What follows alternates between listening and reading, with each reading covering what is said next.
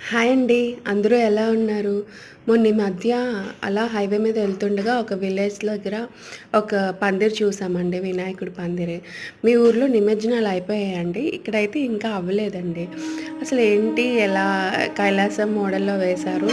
ఎలా ఉంది అని చెప్పి చూద్దామని వెళ్ళానండి.